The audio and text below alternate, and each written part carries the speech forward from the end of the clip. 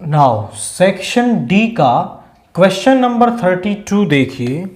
If a line drawn parallel to one side of a triangle to intersect the other two sides at distinct points divides the other two lines in the same ratio.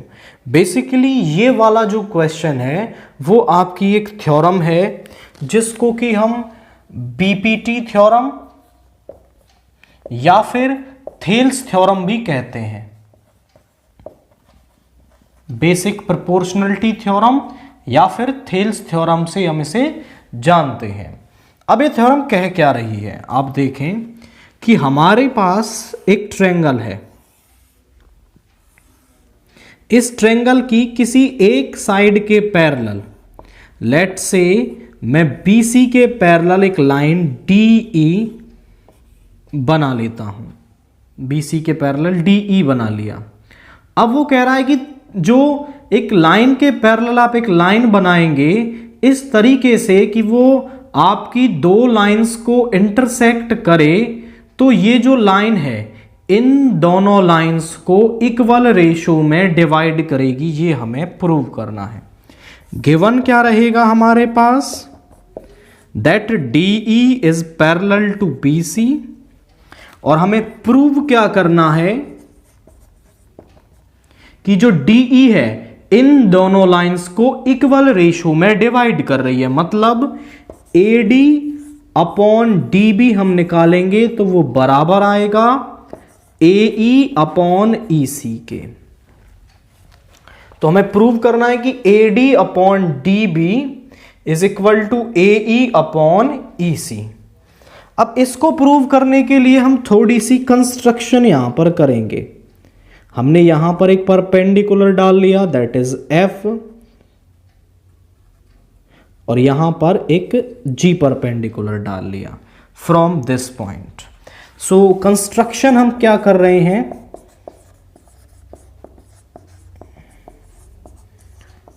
Draw DF perpendicular to AE and EG perpendicular to AD। ये हम यहां पर draw कर रहे हैं और यहां पर इन दो पॉइंट्स को भी ज्वाइन कर देते हैं। Let's say this point DC and AB, ये भी लिख देते हैं हम, join DB and this point DB and EB। इन दोनों पॉइंट्स को हम ज्वाइन कर देते हैं, DB एंड EC। अब आप देखें कि इस ट्रायंगल के अंदर, इन ट्रायंगल ADE, हम इसका एरिया निकाल सकते हैं। एरिया ऑफ ट्रायंगल ADE वो किसके बराबर आएगा, फॉर्मूला होता है 1/2 इंटू बेस इंटू हाइट। आप चेक करें, ये हाइट मतलब परपेंडिकुलर भी होता है, ये परपेंडिकुलर है हमारा, और परपेंडिकुलर जिस साइड पर डाला गया है वो बेस है। सो डीएफ इंटू एई, डीएफ बेस क्या है हमारे पास, दैट इज एई, और हाइट कितनी है हमारे पास, डीएफ, इसको नाम दो 1। लेकिन आप ध्यान से देखें तो एरिया ऑफ ट्रायंगल ADE को एक और तरीके से भी निकाला जा सकता है। यहां देखो, ये EG भी तो हाइट है और ये AD क्या है, बेस है, तो ये भी इसका एरिया होगा। सो यहां पर that is EG into AD, this is second. तो ये तो हमने यहां निकाल लिया। नाउ इन ट्रायंगल BDE, इस वाले ट्रायंगल में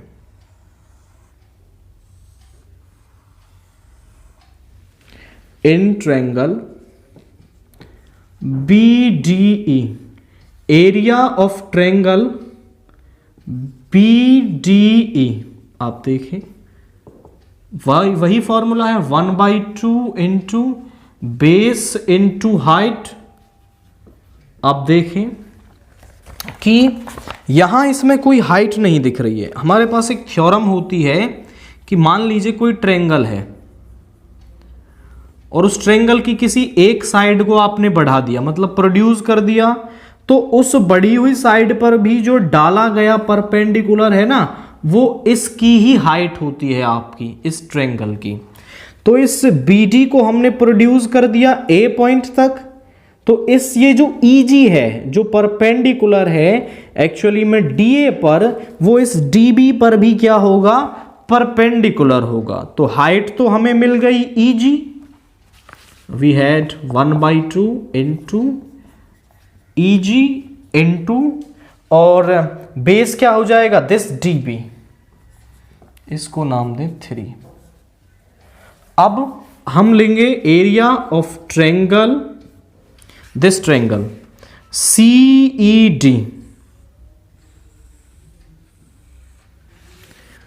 CED फॉर्मूला वही है 1/2 इंटू, देखो इस EC को हमने प्रोड्यूस कर दिया A तक, और इस पर परपेंडिकुलर क्या है, दिस DF, तो यहां आ जाएगा DF, और बेस क्या है EC, this is 4th।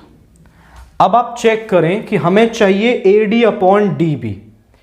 AD तो हमारे पास है यहां पर और DB है यहां पर, so equation 2/3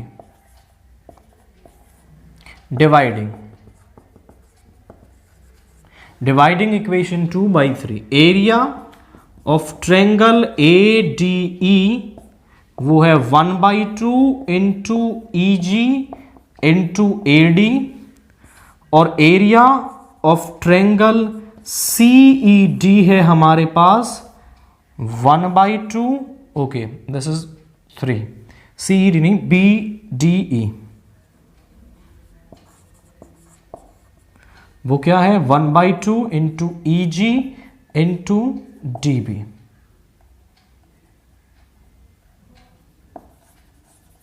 one by two से 1/2, EG से EG, that is AD upon DB, इसे नाम दो 5।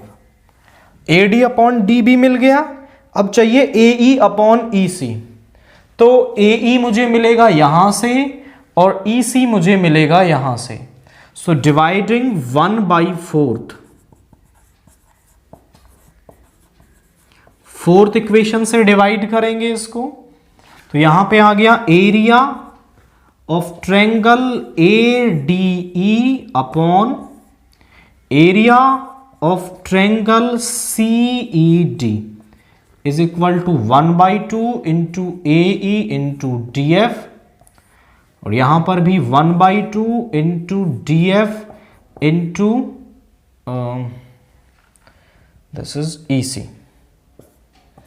DF से DF 1/2 से 1/2, AE अपॉन EC, ये आ गई 6th हमारे पास। अब ऊपर तो ADE सेम है और नीचे है BDE और यहां पर है CED।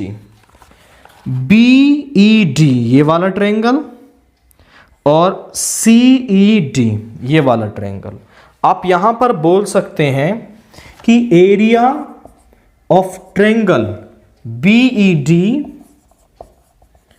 Is equal to area of triangle CED। आप पूछे सर ऐसा कैसे होता है कि ये दोनों ट्रायंगल्स का जो एरिया है वो इक्वल होगा, तो आप समझें किन्हीं दो पैरेलल लाइंस के बीच में, किन्हीं दो पैरेलल लाइंस के बीच में सेम बेस पर बनने वाले जो ट्रायंगल्स हैं, आई से दिस टाइप, अब यही एक क्वेश्चन में देखें, देखो DE और BC पैरेलल हैं, दोनों का बेस सेम है, आप कहें एक साइड सेम है यहां पर, और ये ट्रायंगल्स बन रहे हैं, तो ये दोनों जो ट्रायंगल हैं वो क्या होंगे, जो इनका एरिया है वो क्या होगा, वो इक्वल होगा। ये थ्योरम होती है कि पैरेलल लाइंस के बीच में सेम बेस पर बनने वाले जो दो ट्रायंगल होते हैं उनका एरिया इक्वल होता है। सो एरिया ऑफ ट्रायंगल BED और CED बराबर हैं, मतलब यहां से area of triangle ADE upon area of triangle BDE जो है वो बराबर होगा area of triangle ADE upon area of triangle CED के। तो दोनों की साइडें लिख लो, यहां से मिला है एडी अपॉन डीबी और यहां से मिला है एई अपॉन ईसी।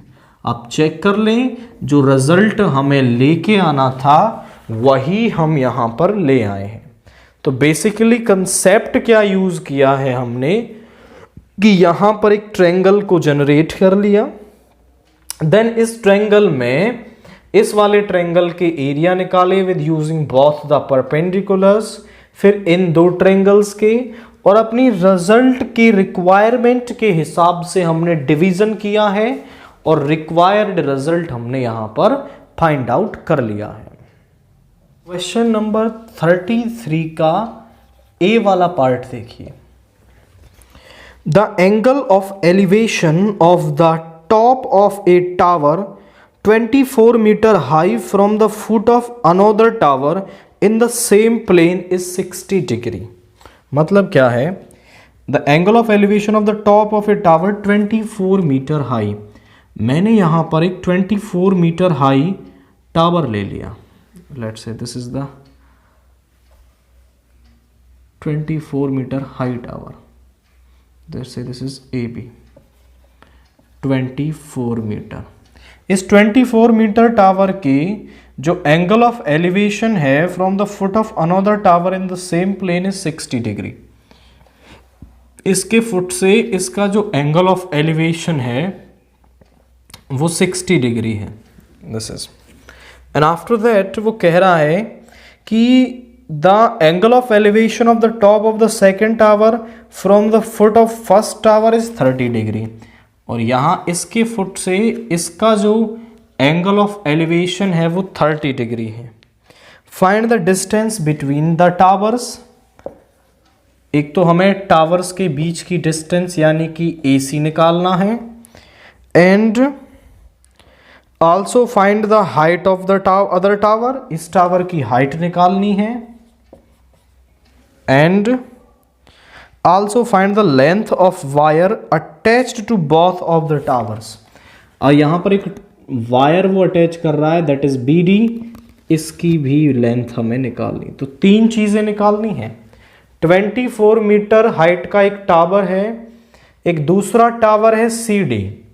इसके बॉटम से, इसके फुट से इसके टॉप का एंगल ऑफ एलिवेशन 30 है, इसके फुट से इसके टॉप का जो एंगल ऑफ एलिवेशन है वो 30 डिग्री है।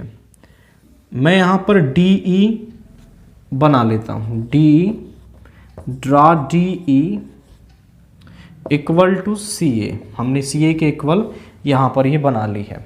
अब देखो, अगर मैं इस ट्रायंगल में लेता हूं इन ट्रायंगल BAC, तो AC मुझे मिल जाएगा। Now in triangle BAC, BA over AC, that is, ये क्या हो गया, this is base perpendicular, perpendicular over base is 1060। BA है हमारे पास 24, AC हमें निकालना है और 1060 होता है √3, ये डिवाइड में आ जाएगा। AC इज 24 बाई √3, इसमें √3 की मल्टीप्लाई √3 की डिवाइड कर लो, यू कैन से रेशनलाइजेशन 24 √3 और नीचे हो गया 3 से 8 time. So this AC is equal to 8 √3 और यूनिट क्या दे रखी है, that is metre. So 8 √3 metre. ये तो AC आ गया, AC मिल गया 8 √3। नाउ इन ट्रायंगल DCA ले लें तो ये साइड हमें मिल जाएगी। नाउ इन ट्रायंगल DCA में DC ओवर CA इज 1030। और यहां पर आप देखें तो DC तो हमें निकालना है, CA है हमारे पास 8 √3 और यहां पे आ गया 1030 होता है 1 बाई √3, √3 से √3 कैंसिल हो गया। DC is equal to 8 metre आप चेक करें, DC हमें मिल गया 8 मीटर। ये पूरी लेंथ 24 है और ये लेंथ है 8। यू कैन से this type, this complete is 24। अब यहां पर ये वाली लेंथ कितनी हो जाएगी 16। देखो थोड़ा इम्प्रैक्टिकल सा दिख रहा है क्योंकि ये 8 बड़ा है 16 छोटा है, तो आप फिगर को थोड़ा सा और ऊपर बना देना। ये 16 हो गई और ये कितनी है 8√3। यहाँ पर एंगल 90 डिग्री का मुझे BD और निकालना है, तो मैं इन ट्रायंगल BED ले लूँ और पाइथागोरस थ्योरम लगा दूँ तो ये साइड मुझे मिल जाएगी। Now in triangle BED, BE का स्क्वायर प्लस ED का square is equal to BD का स्क्वायर। BD का स्क्वायर तो मुझे चाहिए, BE का स्क्वायर यानी 16 का स्क्वायर हो गया 256 जमा BE का स्क्वायर ED का स्क्वायर हो जाएगा 8 का स्क्वायर 64 इंटू 3। यहाँ पे हो गया 6 और 3 9। ओके मल्टीप्लाई करना पड़ेगा पहले। 256 प्लस 192, यहाँ पे आ गया 8 BD का स्क्वायर और BD कितना आ जाएगा √448 मीटर, दैट इज BD। तो बस यहां पाइथागोरस थ्योरम लगाओगे तो आपको BD मिल जाएगा। अब इसके और वाला पार्ट देखिए, दैट इज BB उसको कह रखा है इसमें। A spherical balloon of radius r subtend an angle of 60 degree at the eye of an observer. If the angle of elevation of its center is 45 degree from the same point, then prove that height of the center of the balloon is √2 times its radius. आप समझे, देखो figure बनाता हूं मैं, then clear होगा आपको। हमारे पास एक स्फेरिकल बलून है और यहां एक ऑब्जर्वर है। This O is the center of sphere and this point is PQ। नाम तो उसने नहीं दे रखे तो हम अपनी मर्जी से ले लेंगे। दिस इज A और ये ग्राउंड है और वो कह रहा है कि ऑब्जर्वर की आई पर उस स्फेयर, देखो इस स्फेयर को देख रहा है तो ऑब्जर्वर की आंखों पर जो एंगल बनेगा वो 60 डिग्री दे रखा है। बहुत बढ़िया, यहां से आप एक सेंटर पर लाइन बना सकते हैं और वो कह रहा है then after that the angle of elevation of it centre is 45 degree. Centre से ये लाइन आ रही है और इसका एंगल ऑफ एलिवेशन 45 डिग्री है, तो ये वाला एंगल 45 डिग्री है हमारे पास। From the same point then prove that height of the centre of the balloon is √2 times. तो इसके सेंटर की जो हाइट है, दैट इज हम इसको नाम दे देते हैं OB, H बोल देते हैं, वो इसकी रेडियस का √2 टाइम्स होगी। तो ये जो H है वो इसकी रेडियस का, दैट इज OQ, R मान लेते हैं, उसका √2 टाइम्स रहेगा। तो यहां पर हम ले लेते हैं in let R be the radius of sphere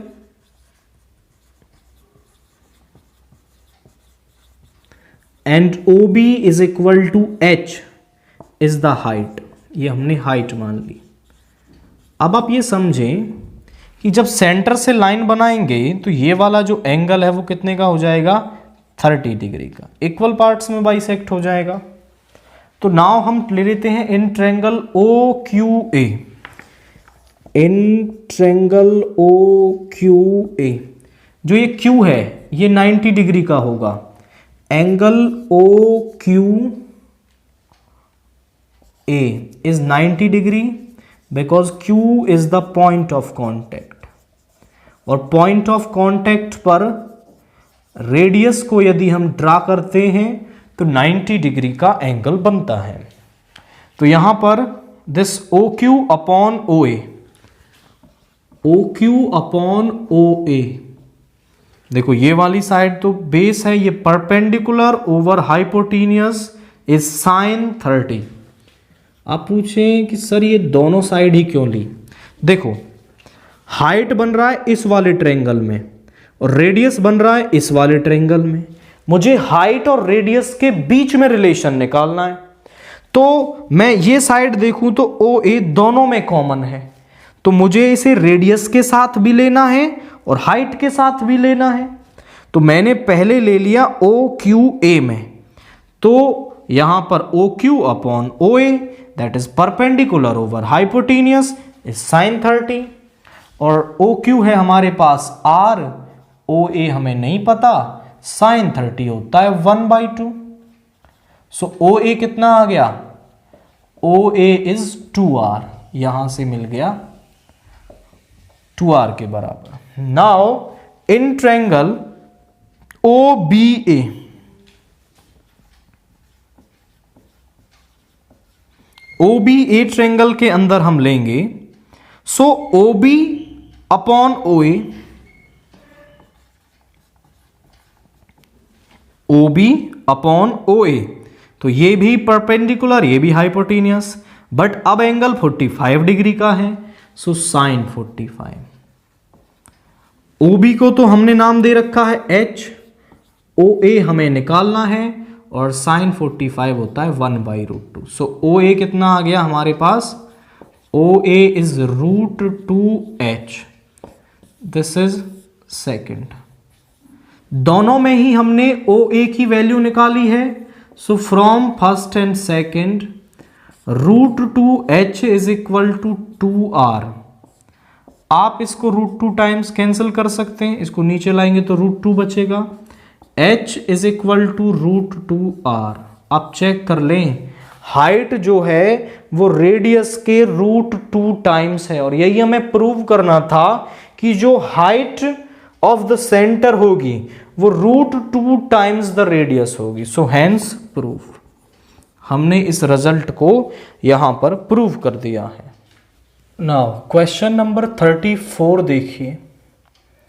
ए कोड of a circle of radius 14 centimetre subtend an angle of 60 degree at the center. Find the area of corresponding minor segment of the circle, also the area of major segment of the circle. तो हमारे पास एक code है,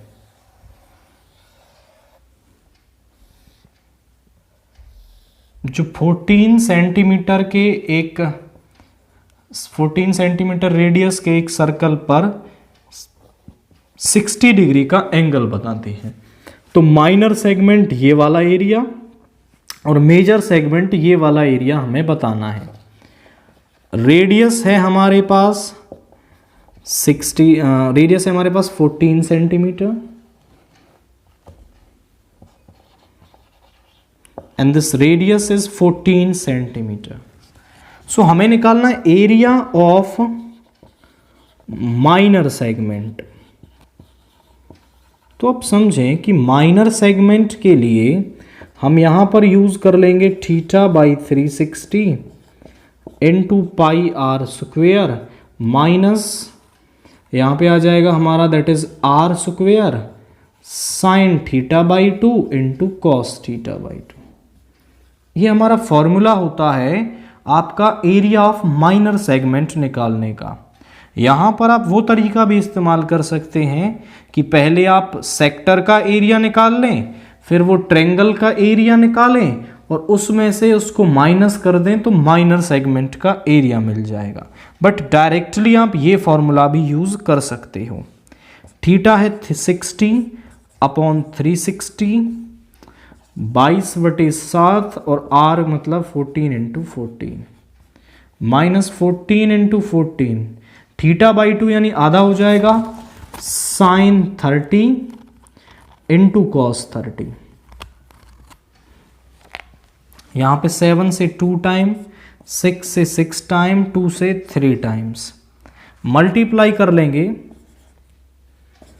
308/3 minus 14 into 14 sign 30 होता है 1/2 और cos 30 होता है √3/2। 49√3, 308/3 minus 49√3 और centimetre square. This is our area of minor segment. आप चाहो तो √3 की वैल्यू रख सकते हो, अदरवाइज यहां पे भी आपका क्वेश्चन सही है। अब हमें निकालना एरिया ऑफ मेजर सेगमेंट। तो मेजर सेगमेंट का एरिया निकालने के लिए मैं सर्कल के एरिया में से ये माइनर सेगमेंट का एरिया सब्ट्रैक्ट कर दूं तो मेजर सेगमेंट का एरिया मिल जाएगा।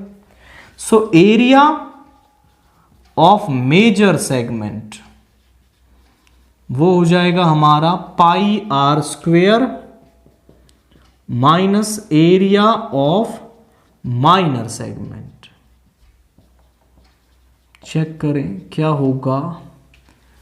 पाई that is 22/7, r² 14 into 14 minus minor segment का एरिया है ये 308/3 माइनस 49√3, 7 से 2 टाइम्स 44 इंटू 14, यह आ जाएगा आपका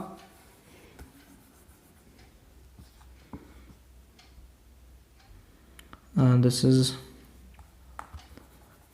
ओके। यहाँ पहले मल्टीप्लाई कर लेते हैं। 44 इंटू 14 माइनस 308/3 प्लस 49√3। इनका एलसीएम ले लेंगे तो यहाँ एलसीएम आएगा 3 की मल्टीप्लाई इससे होगी 42 into 44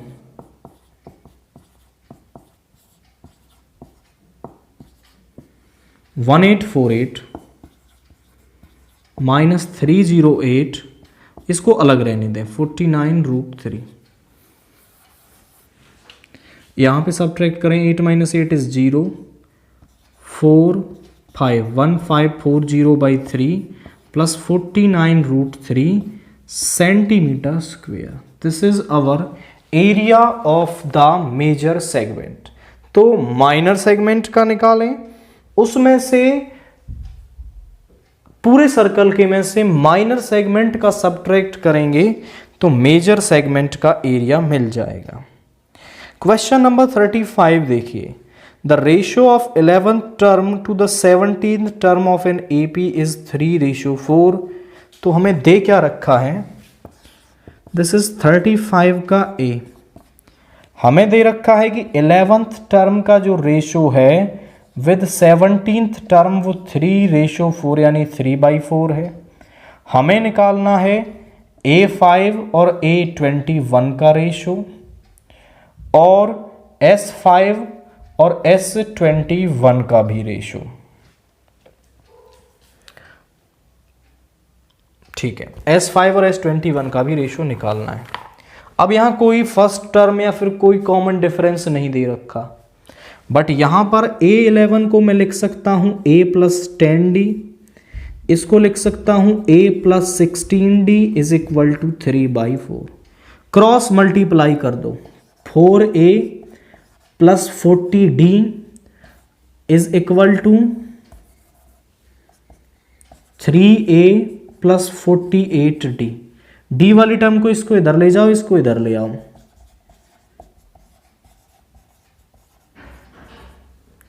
A is equal to 8D, यानी जो A है वो हमारे पास 8D। A और D में एक रिलेशन आ गया, बस अब हम रेशो निकाल पाएंगे। A5 का A21 के साथ निकालना है, तो यहां A5 को लिख सकते हैं A + 4D, A21 को हम लिख सकते हैं A + 20D, और A को मैं रख सकता हूं 8D के बराबर। तो यहां 8D + 4D, यहां पर 8D + 20D, ये हो जाएगा 12D, नीचे हो गया हमारा 28D। 4 से 3 टाइम, 4 से 7 टाइम। सो A5 और A21 का जो रेशो है वो तो आ गया 3:7। अब हमें निकालना है S5 और S21 का रेशो। S5 का फॉर्मूला लगाएंगे तो वो क्या हो जाएगा, फॉर्मूला होता है n/2 2A + n - 1 यानी 5 - 1 D। सेम यहां पर लगा दीजिए 21/2 2a plus 21 minus 1 into D. 2 से 2 कैंसिल हो गया, 5 इंटू 2a प्लस 4d, नीचे आ गया 21 into 2a plus 20d। 5/21 into a की वैल्यू रख देंगे 8d, तो यहां 8d रखेंगे तो ये हो जाएगा 16d प्लस 4d। यहां पे रखेंगे 16d प्लस 20d, बस ऐड कर लो। 5/21 इंटू 20d अपॉन 36d। 4 से 5 टाइम, 4 से 9 टाइम, सो यहां पे आ गया 25/189। This is the required ratio of their sum. तो केवल एक रिजल्ट को हमें यहां यूज करना था कि a जो है वो 8d के बराबर है, और बस इनके फॉर्मूलेज में वैल्यू रखेंगे तो रिक्वायर्ड रेशियो हमें यहां पर मिल जाएगा।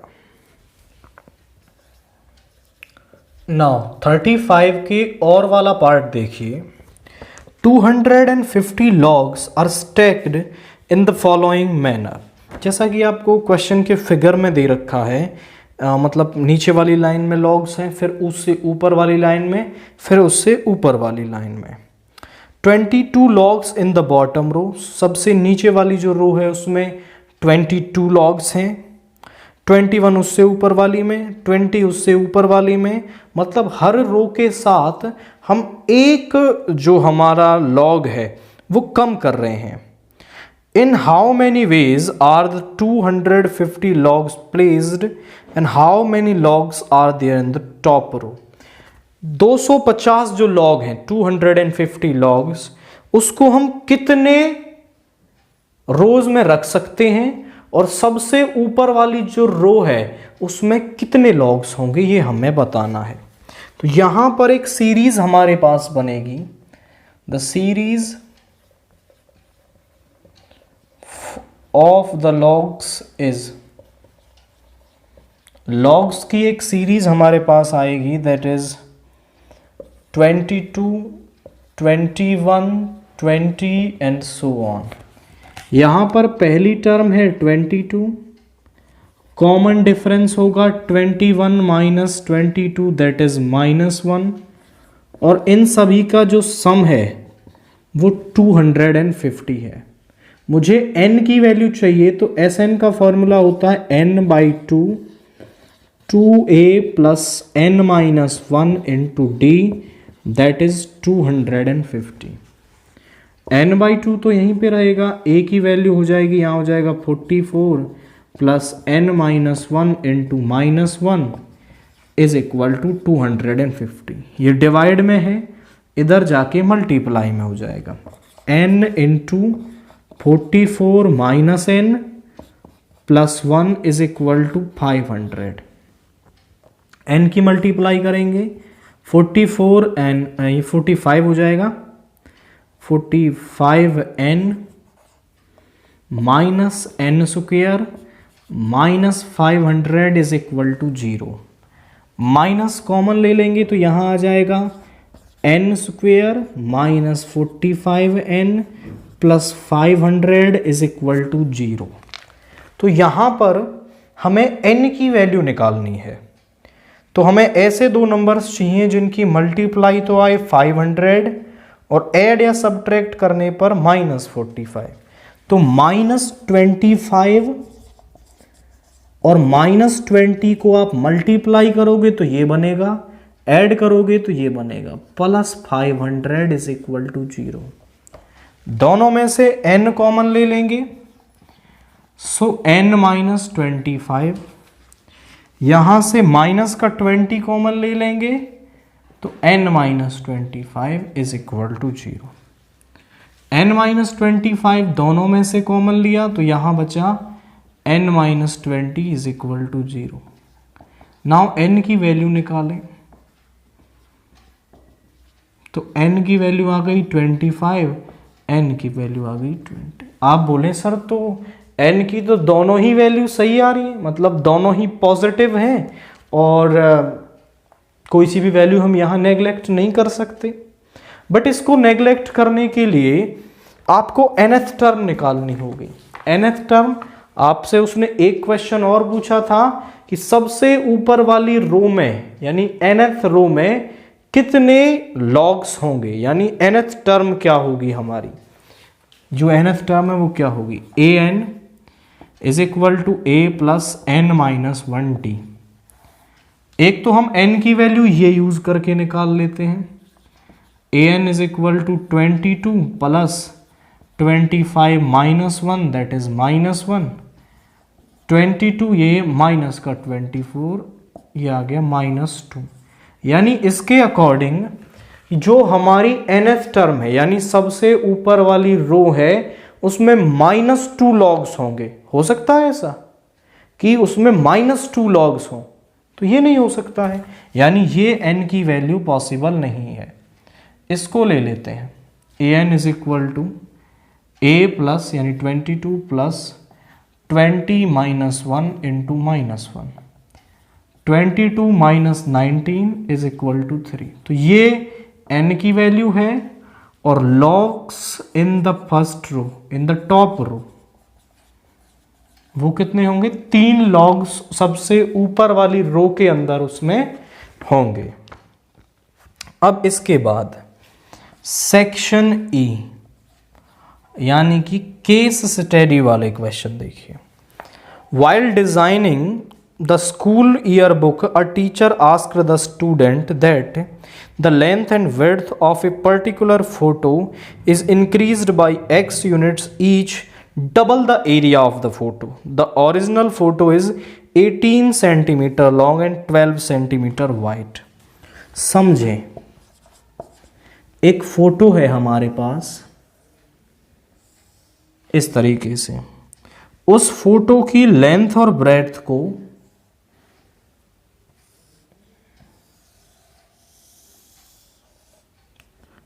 x यूनिट्स बढ़ा दिया गया है, लेंथ को भी और ब्रेथ को भी। और पहले उसकी लेंथ थी 18 और जो ब्रेथ थी वो थी 12। अब वो क्वेश्चन क्या कह रहा है कि मतलब इस फोटो की लेंथ बढ़ा दी तो उससे कंडीशन क्या बनती है कि जो पहले वाला एरिया था ना उसका डबल हो जाता है इस नए वाले रेक्टेंगल का area.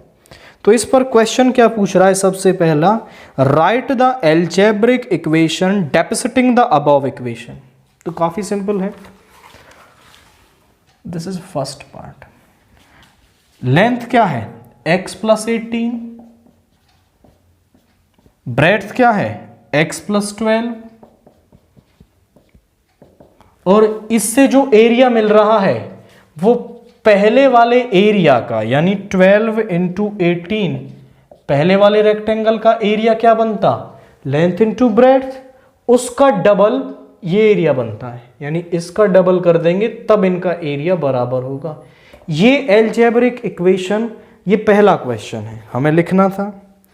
Right corresponding quadratic equation in standard form, इसको हमें स्टैंडर्ड फॉर्म में लिखना है। सो स्टैंडर्ड फॉर्म में लिखने के लिए आप मल्टीप्लाई कर लो, x square plus 12x plus 18x plus 18 into 12 हो जाएगा 216, यहाँ पे हो जाएगा 2 इंटू 216। इसको इस तरफ ले आएंगे, x square plus 30x minus 216 is equal to 0। ये आ गई हमारे पास स्टैंडर्ड इक्वेशन, यानी कि सेकंड क्वेश्चन हो गया। थर्ड क्वेश्चन हमसे क्या कह रहा है, what should be the new dimensions of the enlarged photo. इस इनलार्ज्ड फोटो के नए डायमेंशंस क्या होंगे। तो नए डायमेंशंस निकालने के लिए मैं ये x की वैल्यू निकाल लूं तो फिर मुझे नया लेंथ और नया ब्रेड्थ दोनों मिल जाएंगे। तो यहां पर x की वैल्यू निकाल लेते हैं। मुझे ऐसे दो नंबर्स चाहिए जिनकी मल्टीप्लाई तो -216 हो और ऐड करने पर +30 हो। तो x square plus 36x minus 6x -216 is equal to 0। यहां से x कॉमन लेंगे तो x प्लस 36, -6 कॉमन लेंगे तो x plus 36 is equal to 0। x plus 36 into x minus 6 is equal to 0। तो एक तो x आ गया -36, एक आ गया x इज इक्वल टू 6। तो x इज इक्वल टू -36 तो होगा नहीं, क्योंकि x भी क्या है, लेंथ है, और लेंथ कांट बी नेगेटिव। फिर उसके बाद x होगा 6। तो न्यू लेंथ क्या बन गई हमारे पास, न्यू लेंथ बन जाएगी 18 plus 6 that is 24। New breadth क्या बन जाएगी हमारे पास, 12 प्लस 6 दैट इज 18। इस थर्ड का एक और वाला पार्ट और दे रखा है, वो क्या कह रहा है, can any rational value of x can make the new area equal to 220 centimetre square. क्या कोई ऐसी x की वैल्यू है जो नए एरिया को 220 बना सके। तो नया एरिया क्या है, x plus 18 into x plus 12। क्या कोई ऐसी x की वैल्यू है जो इसको 220 बना सके। तो चेक कर लेते हैं। वो कह रहा है कि नहीं, रैशनल वैल्यू, रैशनल वैल्यू की वो बात कर रहा है। इसको सॉल्व करने पर ये मिलेगा x square plus 30x plus 260, इधर ले आएंगे। So x square plus 30x -4 is equal to 0। आप समझें कि हमें किसी भी क्वाड्रेटिक इक्वेशन को सॉल्व करने पर रैशनल वैल्यूज कब मिलती हैं। आप समझो, -b plus minus b square -4ac upon 2a। अगर ये b स्क्वायर -4ac जो है एक ऐसा नंबर आए जिसका कंप्लीट स्क्वायर रूट निकल जाए, तो जो रूट्स मिलते हैं वो रैशनल होते हैं, अदरवाइज वो इर्रेशनल होते हैं। तो मतलब अगर b स्क्वायर -4ac एक ऐसा नंबर मिल गया यहां पर जिसका कंप्लीट स्क्वायर रूट निकल जाए, तो ऐसी x की वैल्यू पॉसिबल होगी, अदरवाइज नहीं होगी। तो हम b स्क्वायर -4ac निकाल लेते हैं। 30 का square -4a into c, 900 plus 16 यानी 916, which is not a perfect square, which is not a perfect square. ये एक परफेक्ट स्क्वेयर नहीं है, so value of x is not possible. Value of x is not possible. तो ऐसी x की कोई भी वैल्यू पॉसिबल ही नहीं है जो यहां पर इस नए वाले एरिया को 220 बना दे। नाउ सेक्शन ई का केस स्टडी का दूसरा वाला क्वेश्चन देखिए। India meteorological department observes seasonal and annual rainfall every year in different sub divisions of our country.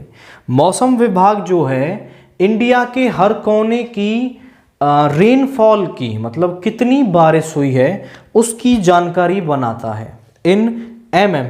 तो यहां पर 200 से 400 mm वाले जो क्षेत्र हैं वो कितने हैं, जो एरियाज हैं वो 2 हैं। 400 से 600 mm बारिश वाले 4 हैं, 600 से 800 mm वाले 7 हैं।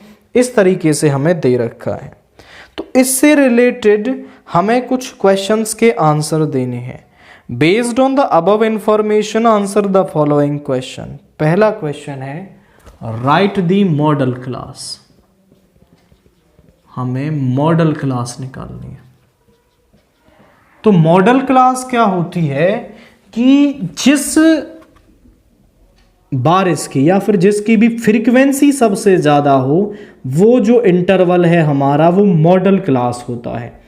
यहां पर फ्रीक्वेंसी क्या है हमारी, सबसे ज़्यादा है, तो इसका जो इंटरवल है वो इंटरवल क्या होगा हमारा, मॉडल क्लास होगा, यानी 600 से 800 जो है वो मॉडल क्लास है। दूसरा क्वेश्चन क्या कह रहा है हमसे, find the median of the given data. इस डाटा का हमें मीडियन निकालना है। तो मीडियन का फॉर्मूला क्या होता है हमारे पास, वो होता है L plus n/2 minus CF over F into H, ये होता है।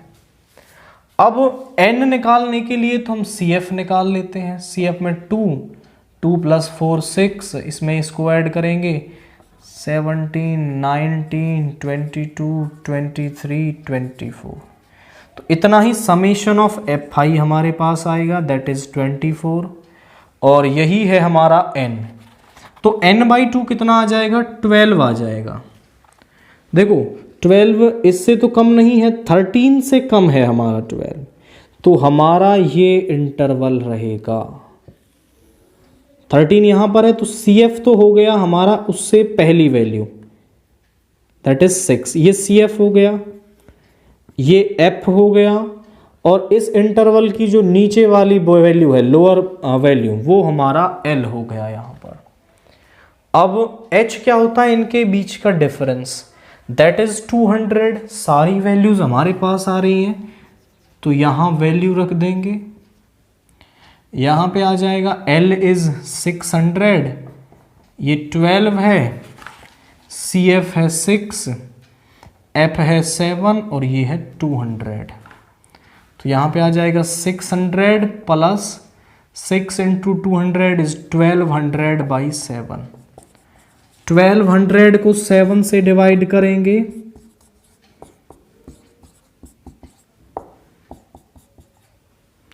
ये आ गया 171.4, यानी 771.4। This is the median. ये क्या है हमारे पास, मीडियन आ रहा है इसके पास। 600 प्लस 171 इज 771.4, मीडियन ये आ रहा है।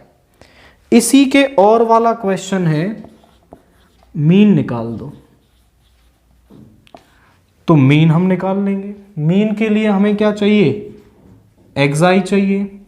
एक्साई के लिए दोनों को ऐड करें, 2 से डिवाइड कर दें, तो यहां आ जाएगा 300।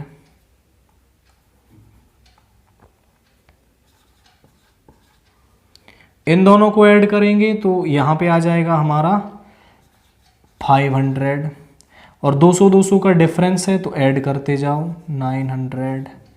दिस इज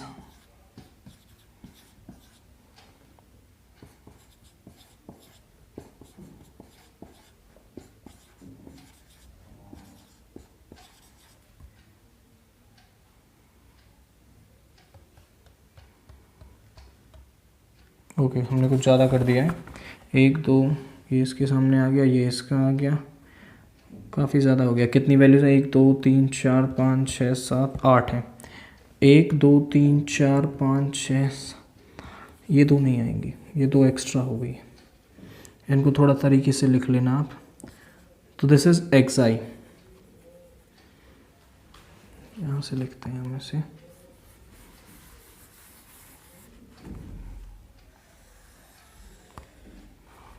इसका आएगा 700, इसका आएगा 900, इसका आएगा 1100, इसका आएगा 1300, 1500 एंड 1700।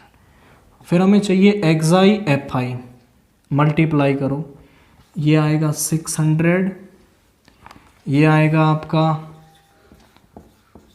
2000, ये आएगा 4900, ये आएगा 3600, ये आएगा 2200, 3900, 1500, 1700। ऐड कर लो, दोनों तो 0 आ रहे हैं।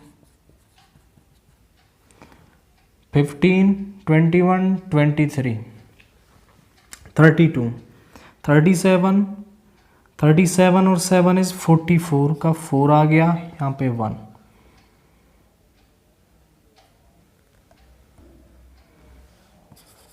$2400।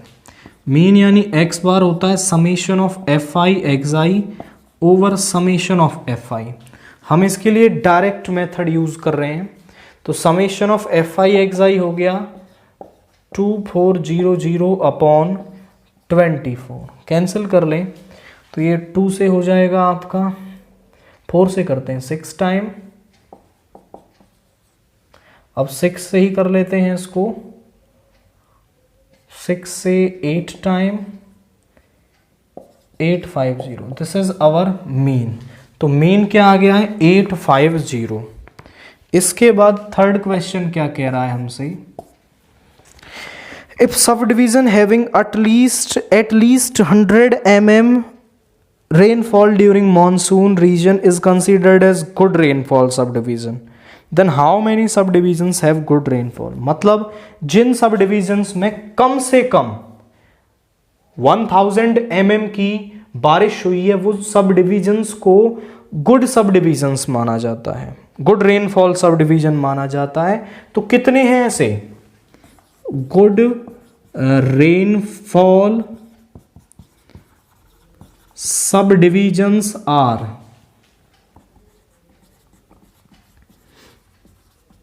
वो क्या है देखो यहां पर 1002 + 3 + 1 + 1, इन सब डिविजन्स में क्या हुई है, अच्छी बारिश हुई है।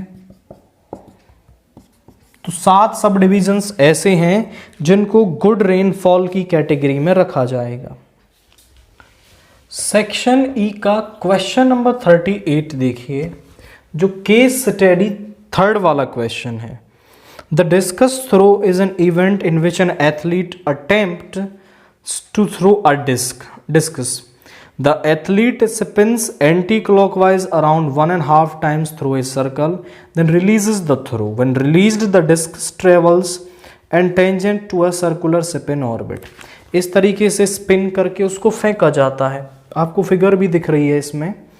तो जब वो यहाँ से उसको फेंकता है ना, तो वो जो डिस्कस है वो आपका एक टेंजेंट का पाथ कवर करता है, इस सर्कुलर पॉइंट से ऐसे फेंका जाता है उसको। तो ये डाटा आपको दे रखा है, this angle is 30 degree and this P Q is parallel to this O A, P Q is parallel to O A, angle A B O is 30 degree. तो सबसे पहला क्वेश्चन है find the length of A B. A B की length हमें निकालनी है। तो देखो ये एंगल हमें दे रखा है, ये साइड हमारे पास है, in triangle O A B, this A B upon O A, यानी कि बेस अपॉन परपेंडिकुलर, और बेस अपॉन परपेंडिकुलर क्या होता है हमारा cot 30। cot 30 क्या होता है √3, this is 75 √3। So A B किसके बराबर आ गया 75 √3 सेंटीमीटर। ये ए बी की लेंथ आ गई। सेकेंड क्वेश्चन है find the length of O B. अब ओ बी की लेंथ निकालनी है, यानी कि ओ बी इस वाली साइड की। तो अब क्या करेंगे, अभी भी इस ट्रायंगल में O B upon O A, O B क्या है हमारी हाइपोटेनियस है, hypotenuse over perpendicular is cosec 30। O B क्या है हमें निकालना है, ओ ए है 75 और कोसेक 30 होता है 2। सो ओ बी आ गया 150 centimetre, 75 into 2, this is hypotenuse over perpendicular is cosec 30, cosec 30 होता है 2, so 150। सी पार्ट है find the length of A P. A P यानी कि ये वाली लेंथ निकालनी है, दिस लेंथ। अब आप देखें कि यहां पर पी क्यू जो है वो ओ ए के पैरेलल है, P Q is parallel to O A. So यहां पर ये वाली लेंथ कितनी हो जाएगी, 75 हो जाएगी, दिस ओ क्यू। तो बी क्यू कितना हो जाएगा हमारे पास, this B Q is equal to O B minus O Q, यानी कि 75 हो गया। आप देखें ये दोनों लाइन पैरेलल हैं और इनका रेशो बराबर आ रहा है, तो इनका रेशो भी बराबर आएगा, मतलब P मिड पॉइंट हो जाएगा। P is the mid point, P is the mid point. तो जो P मिड पॉइंट हो गया, हमें लेंथ निकालनी है AP की। AP क्या है, AB का हाफ हो जाएगा, और AB आया है हमारे पास 75√3/2 centimetre. This is our AP। और इसी के और वाला पार्ट दे रखा है, find the length of PQ। इस PQ की लेंथ और निकाल दीजिए। आप देखें तो यहां पर इस ट्रायंगल को BPQ और BAO को मैं यहां पर आपका सिमिलर दिखा सकते हैं। In triangle BPQ and triangle BAO similar दिखाएंगे।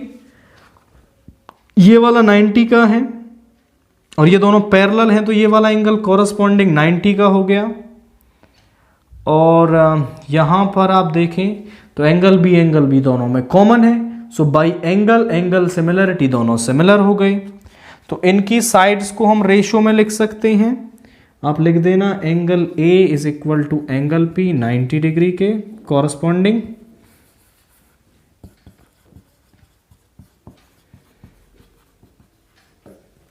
और angle B is equal to angle B common. So by angle similarity criteria, triangle BPQ is similar to triangle BAO। यहां पर अब हम लिख सकते हैं this BP over BA is equal to PQ over AO या OA। अब BP तो हमारे पास है, BP हमने अभी निकाला था, कहाँ गया, that is BP। Okay, BP की लेंथ नहीं है हमारे पास, BA की लेंथ है हमारे पास। BP की भी लेंथ है हमारे पास। देखो BP मिड पॉइंट है, तो BP मिड पॉइंट है, तो AP की जितनी लेंथ है उतनी BP की है, 75√3/2। और BA की लेंथ हमने अभी निकाली थी, किधर गई, BA की लेंथ है 75/√3 इज इक्वल टू PQ हमें निकालना है, और AO है 75। ये कैंसिल हो गया, यहाँ बचा 1/2 is equal to PQ upon 75। So okay, PQ upon 75 that is AO। So PQ हमारे पास आ रहा है 75 सो दिस इज PQ। तो PQ की लेंथ हमारे पास क्या आ गई है, दैट इज 75/2। तो इस क्वेश्चन के साथ हमने इस सेक्शन E को या फिर इस कंप्लीट पेपर को फिनिश कर लिया है। इससे आगे का जो पेपर है वो हम डिस्कस करेंगे नेक्स्ट वीडियो के अंदर।